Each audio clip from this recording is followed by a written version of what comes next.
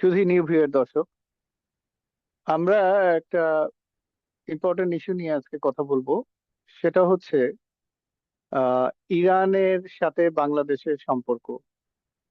আমরা জানি যে কিছুদিন আগে আমরা এটা রিপোর্টও করেছি, এটা নিয়ে অ্যানালাইটিক কথাবার্তাও বলেছি যে ইরানের যিনি বাংলাদেশের রাষ্ট্রদূত, উনি একটা কমপ্লেন করেছে বা অভিযোগ বা অনুযোগ বলবো, অভিযোগ ঠিক বলবো না, অনুযোগ মানে উনি বলেছে যে আমরা খুব কষ্ট পেয়েছি যে বাংলাদেশ আমাদের কে যে অ্যাটাক করা হলো সেটার ব্যাপারে কিছুই বললো না একটা মুসলিম কান্ট্রি হিসেবে, যেখানে রাশিয়া, চায়না, নর্থ কোরিয়া, যাদের সাথে ইসলামের কোনো সম্পর্ক নেই, তারা এই আমাদেরকে সাপোর্ট করছে, আর মুসলিম কান্ট্রি হিসেবে বাংলাদেশ করছে না।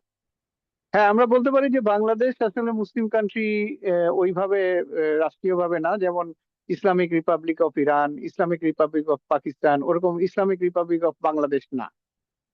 বাংলাদেশ হচ্ছে গণপ্রজাতন্ত্রী বাংলাদেশ। আমাদের একটা নিজস্ব বৈশিষ্ট্য আছে, আমরা ধর্মীয় সাম্প্রদায়িক না।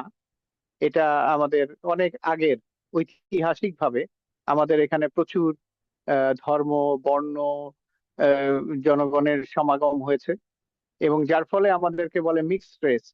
মানে অনেক রেস, অনেক ধর্ম, অনেক জ্ঞান, অনেক অভিঘাত ঘাত, এগুলোর মাধ্যমে আমাদেরকে যেতে হয়েছে। তবে বাংলাদেশ সবসময়, বা এই অঞ্চলটা ঐতিহাসিকভাবে সবসময় একটা প্রবলেমেটিক অঞ্চল ছিল, মানে একে দমিয়ে রাখা যেত না বা এটাকে করায়ত্ত করা যেত না। এবং এখানে যেই আসতো সেই ইন্ডিপেন্ডেন্স ঘোষণা করে দিত, স্বাধীনতা ঘোষণা করে দিত। তারা নিজেরা নিজে, কারণ এটা জায়গাটা অনেক কি বলবো, খুব ইজি না এখানে। যেটা নাকি অনেক আগে, 1100-1200-তে ওই আহ, কি বলে, মরক্কোর যিনি পরিব্রাজক, তার নাম হচ্ছে আহ ওনার নামটা ইবনে আহ, ওনার নামটা হচ্ছে, এক সেকেন্ড তো,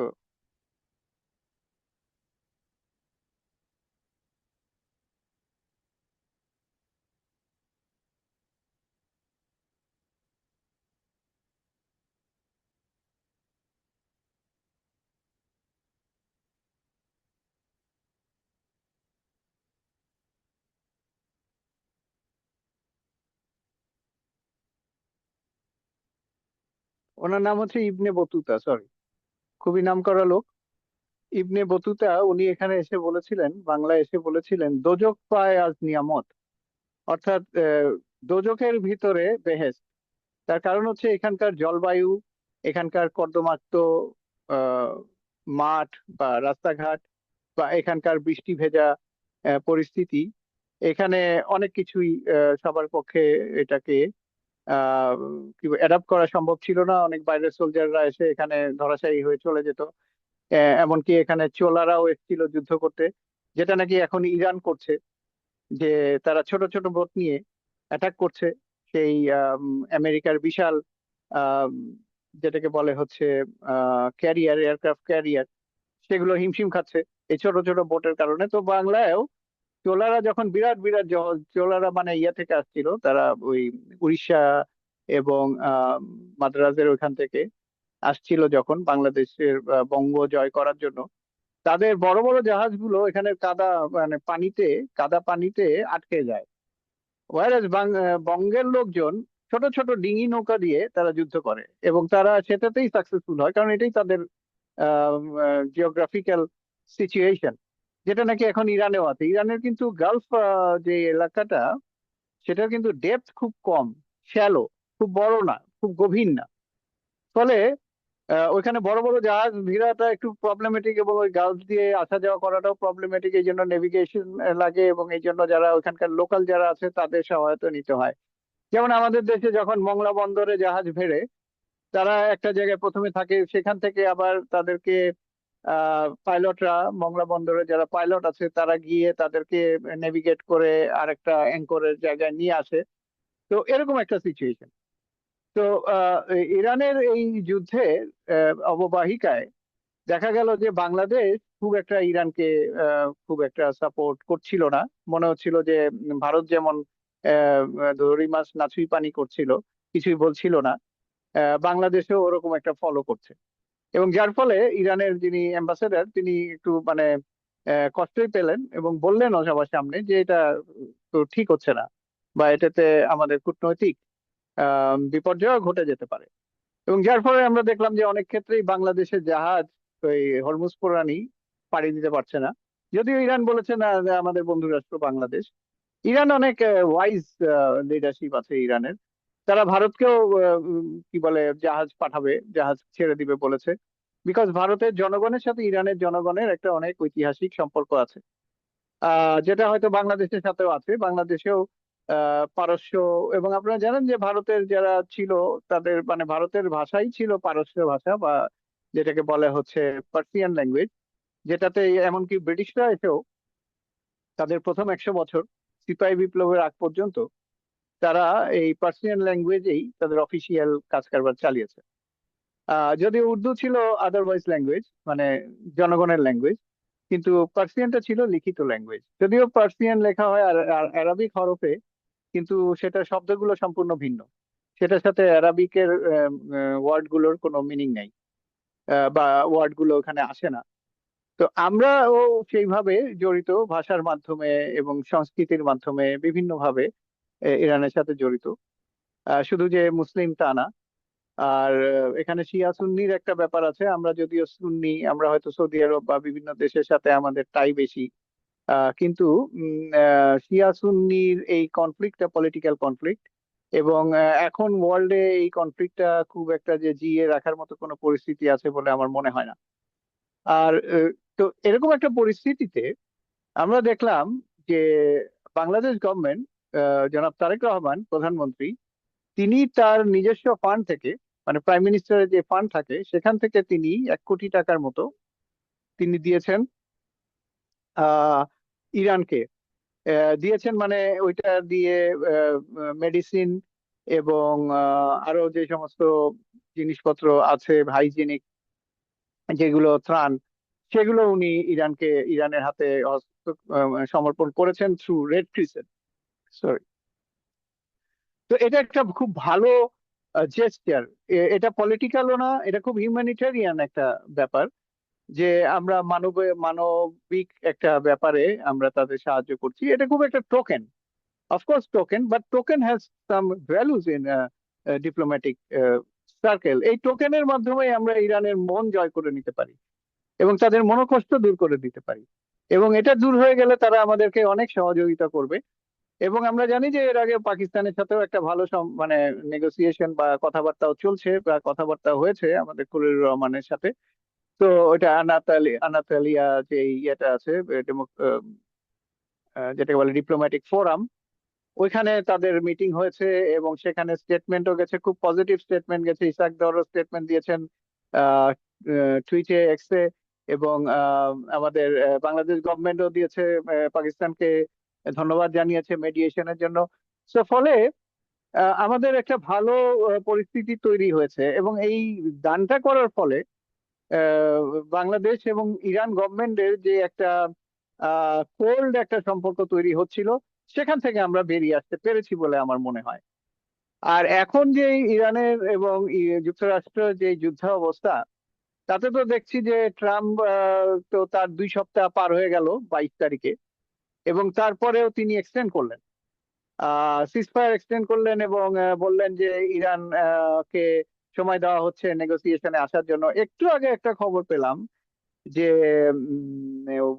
উইটকফ স্টিভ উইটকফ এবং জ্যারেড কুশনার তারা আবার পাকিস্তানে গেছে। জেডি ভেন্সের যাওয়ার কথা ছিল, কিন্তু আমি এখন দেখছি না, কারণ জেডি ভেন্স গেছে কি না গেছে।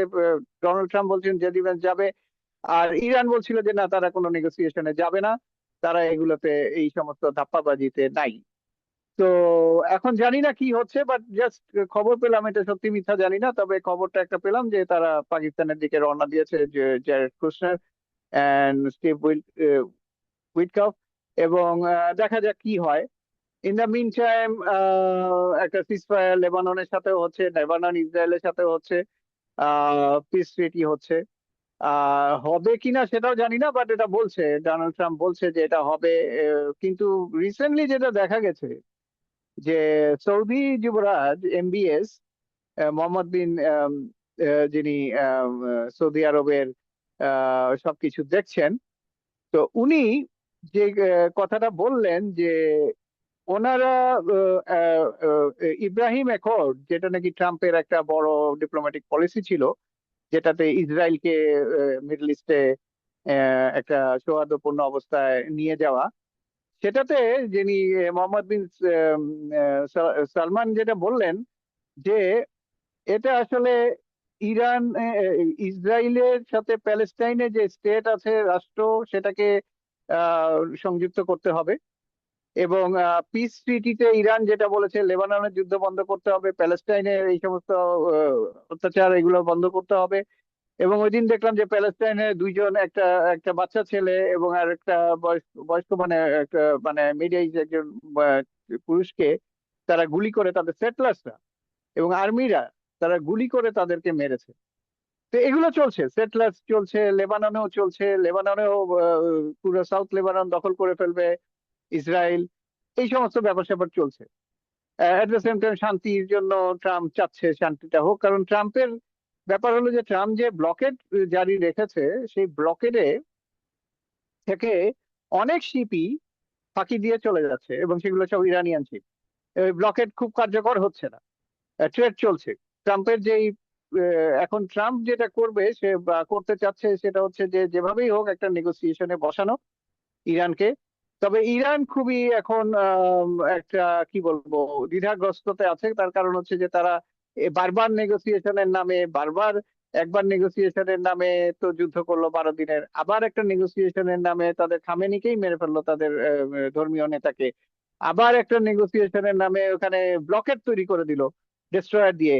এবার ফোর্থ টাইম কি করে সেটা কেউ বুঝতে পারছে না, কারণ ট্রাম্প বলছে যে আমার আরো আর্মার আছে বা আমার আরো অস্ত্র আছে, আমি বিভিন্ন ভাবে এটাকে ট্যাকেল দিব এই সেই। এবং এখন ওদের যে ট্রেজারি যিনি সেক্রেটারি, যিনি বেসেন, উনি তো বললেন যে এখন এটা ইকোনমিক ফিউরি, মানে এখন এটা চেঞ্জ হয়ে অর্থনৈতিক দিকে চলে গেছে, যে ইরানকে এইভাবে ব্লকেট করে কিভাবে অর্থনৈতিক ভাবে পঙ্গু করে দেওয়া যায়, এবং যার ফলে ইরান নতি স্বীকার করবে এবং সারেন্ডার করবে। কিন্তু অন্যান্য যারা বলছে যে ইরান কোনোদিনই এটা করবে না, they will fight to their last drop of blood, শেষ পর্যন্ত তারা করবে। এবং এই অবস্থায় চলে গেলে আমরা জানি যে চেচেন যোদ্ধারাও বলেছে যে তারা এখানে জয়েন করবে যুদ্ধে।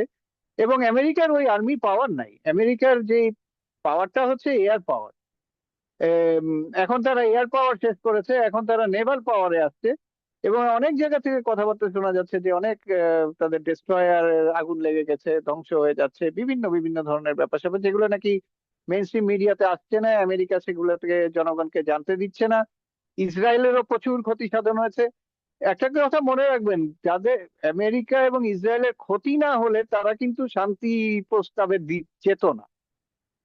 তাদের ক্ষতি যদি কম হতো তাহলে তারা শান্তি প্রস্তাবে যেত না। আর এখন আমেরিকা যদি শান্তি প্রস্তাব, শান্তি চুক্তি না হয় এবং আমেরিকা যদি বোম মারে, আবার আমেরিকা কোথায় বোম মারবে? ডোনাল্ড ট্রাম্প বারবারই বলছে যে আমরা তো সব ভেঙে দিয়েছি, সব শেষ করে দিয়েছি, হুইচ মিনস যে ইরানের যত মিলিটারি ইনস্টলেশন গুলো ছিল সেগুলো থেকে বোম মারা ছাড়া সেগুলো ধ্বংস করা হয়ে গেছে। যদিও ইরানের সমস্ত ইনস্টলেশন এস্টাবলিশমেন্ট আন্ডারগ্রাউন্ড, সেগুলোতে পৌঁছাতে পারে নাই। কিন্তু উপর লেভেলে যেগুলো আছে সেগুলো ধ্বংস হয়ে গেছে। এখন তাকে যদি বোম মারতে হয়, ধ্বংস করতে হয়, মিসাইল মারতে হবে, সেটা সিভিলিয়ান পপুলেশনে মারতে হবে। ব্রিজ, তারপরে পানি শোধনাগার, তারপরে আপনার বিদ্যুৎ কেন্দ্র, আম, এই সমস্ত জায়গায় তাদেরকে অ্যাটাক করতে হবে। এছাড়া আর অ্যাটাক করার কোনো জায়গা নাই, কোনো কিছুই নেই আমেরিকার। So that will become war crime, that really will become a war crime. এটা আমেরিকা বুঝবে না তা না। যার কারণে দেখা যাচ্ছে যে আমেরিকার নেভাল যে সেক্রেটারি, উনিও পদত্যাগ করলেন এই ব্লকেডের ভিতরে। আর আমেরিকার যে পিট হেগসেট, যাকে বলা হয় সেক্রেটারি অফ ওয়ার, উনি আম, অনেকগুলো জেনারেলকে বরখাস্ত করেছেন যুদ্ধের ভিতরে। এটা খুবই আনপ্রেসিডেন্টেড, মানে এটা ঠিক মানে নর্মাল না, স্বাভাবিক না। তার মানে বোঝা যাচ্ছে যে আমেরিকান সোলজারদের ভিতরে নাখোশ আছে অনেকেই, এবং এটাকে ধর্মযুদ্ধ বানানোর চেষ্টা করেও বিফল হয়েছে। যাই করতে যাচ্ছে আমেরিকা, সবই বিফল হচ্ছে। আমেরিকার একটাই উচিত হচ্ছে এখান থেকে বেরিয়ে আসা।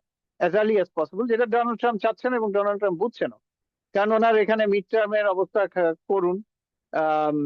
ভার্জিনিয়া গভর্নেন্স এর যে একটা ইলেকশন হলো, সেই ইলেকশনে ভার্জিনিয়া এখন পাওয়ার পেয়ে গেল, যে তারা আগে যেখানে 6টা 5টা ভাগ ছিল কংগ্রেস সিটের, এখন সেটা 10টা একটা হয়ে গেছে। মানে নেক্সট মিড টার্মে ডেমোক্রেটদের ঠেকানো খুব কষ্টকর হয়ে যাবে ডোনাল্ড ট্রাম্পের, এবং এই যুদ্ধের কারণে আরো তার অ্যাপ্রুভাল রেট অনেক কমে যাচ্ছে এবং গ্র্যাজুয়ালি কমে যাচ্ছে, নিচের দিকে নামছে। এটা একটা ঐতিহাসিক স্তরে পৌঁছেছে, যেখানে অন্যান্য প্রেসিডেন্টের এতটা খারাপ অবস্থা হয় নাই। তো আমরা মনে করছি যে ইরানের সাথে সৌহার্দ্যপূর্ণ আচরণ, সৌহার্দ্যপূর্ণ অ্যাক্টিভিটির কারণে বাংলাদেশের সাথে ইরানের সম্পর্ক ভালো থাকবে, ভালো হবে, যেটা খুব গুরুত্বপূর্ণ আমাদের এনার্জি, আমাদের সার, এগুলো আনার জন্য। সার ছাড়া তো বাংলাদেশ অচল হয়ে যাবে। বাংলাদেশ তো মানে খাদ্য তৈরি করতে পারবে না, এত 17-18 কোটি লোক তো না খেয়ে মারা যাবে। এটা সারা পৃথিবীতেই হচ্ছে এই ইয়েটা, এবং সারা পৃথিবী থেকে কল যাচ্ছে ওয়াশিংটনে যে স্টপ ইট, স্টপ ইট। কারণ Iran is not Iran only, Iran is the world. এই হরমুজ প্রণালী ইজ দ্য ওয়ার্ল্ড। এখানে 20% তেল যায় এই প্রণালী দিয়ে সারা পৃথিবীর, এবং এখানে 30% ফার্টিলাইজার যায় সারা পৃথিবীর। তো এবং আমরা জানি যে একটা জাহাজ যেতে পারে না এই হরমুজ প্রণালীতে, সেটা ফার্টিলাইজার নিয়ে যাচ্ছিল সাউথ আফ্রিকার দিকে। তো আমরা জানি যে ফার্টিলাইজার একটা বিরাট ব্যাপার মানুষের খাদ্য উৎপাদনের ক্ষেত্রে, এবং যার কারণে আজকে একটা গ্রিন রেভলিউশন হয়েছে, যার কারণে এত জনসংখ্যা বেড়েছে এবং যার কারণে এত মানুষ খেতে পড়তে পারছে। তো আমরা আশা করব আমেরিকা, ইরান সবার সুবুদ্ধি উদয় হবে, এবং বাংলাদেশ তার ট্রেন্ডটা, তার আসলে কোথায় সাপোর্ট করা উচিত, কিভাবে সাপোর্ট করা উচিত, এই ধারাটা বজায় রাখবে। এক পেশে ভারতের মতো যাতে এক পেশে না হয়ে যায়, তাহলে ছিটকে পড়ে যাবে। এবং বাংলাদেশের তো ওই পাওয়ারও নেই। ভারতে তো তাও 6 নম্বর, এখন তো দেখছি জিডিপির কারণে 6 নম্বর অর্থনৈতিক জায়ান্ট হয়েছে, আগে তো 4 নম্বর ছিল, পিছিয়ে গেছে। এবং এই ট্রাম্পের টেরিফ এন্ড আদার থিংস এ অনেক পিছিয়ে গেছে, যার ফলে ভারতের অবস্থা করুণ হলেও ভারত অনেক বড় দেশ এবং অনেক শক্তিশালী দেশ। ভারত হয়তো ট্যাকেল দিতে পারবে, কিন্তু বাংলাদেশ যদি সাইড নিয়ে ফেলে এবং কোনোভাবে যদি সেই সাইড বিচ্যুত ঘটে, তাহলে বাংলাদেশের ট্যাকেল নেওয়ার কোনো জায়গা নেই। তো বাংলাদেশ যেই পরিস্থিতিতে আছে, যে ইরানের সাথে যেই সম্পর্ক তৈরি করেছে, সেটাকে সাধুবাদ জানাতে হবে। তারেক রহমানকে ধন্যবাদ জানিয়ে আজকে মতো শেষ করছি।